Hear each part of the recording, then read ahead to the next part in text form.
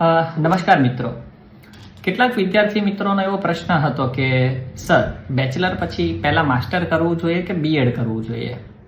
તો પર્સનલી હું એવું માનું છું કે બેચલર પછી બીએડ કરતા પહેલા માસ્ટર કરવું જોઈએ અને પછી બીએડ કરવું જોઈએ. એટલે કે બેચલર પછી માસ્ટર અને પછી બીએડ. એના પાછળના 3 રીઝન હું આપી શકું એમ છું. નંબર 1, તમે જાણો છો કે બેચલરની અંદર તમે તમારા સબ્જેક્ટને થોડો ઘણો જાણ્યો હશે. જો તમે પછી તરત જ બીએડ કરવા જશો તો પહેલી પ્રોબ્લેમ એ આવશે કે તમારા સબ્જેક્ટ સાથેનો ટચ તમારો છૂટી જશે. અને જો મને પણ મારા સબ્જેક્ટથી 6 મહિના છૂટો પાડવામાં આવે તો હું પણ મારું કેમિસ્ટ્રી ભૂલી જાઉં. એટલે માસ્ટર કરવું જોઈએ. નંબર 2, જો તમે બેચલર કર્યું છે અને માસ્ટર કરશો તો ફાયદો એ થશે કે એ બેઝિક ઇન્ફોર્મેશન પર તમે માસ્ટરની પ્રિપેરેશન બહુ સારી રીતે કરી શકશો. એટલે કે તમે એ સબ્જેક્ટમાં બહુ સરળતાથી એડજસ્ટ થઈ શકશો.